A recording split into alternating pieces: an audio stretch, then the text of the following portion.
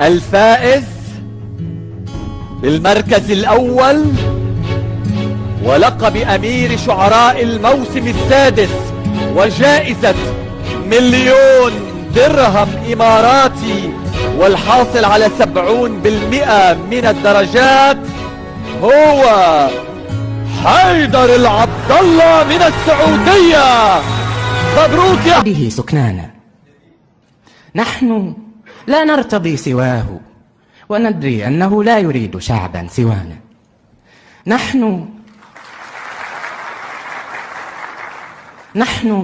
لا نسكن البيوت ففينا ملك في فؤاده سكنانا. نحن لا نرتضي سواه وندري أنه لا يريد شعبا سوانا. نحن في عينه فلا عجب أن له داخل العيون مكانا. نحن لولاه لا ننام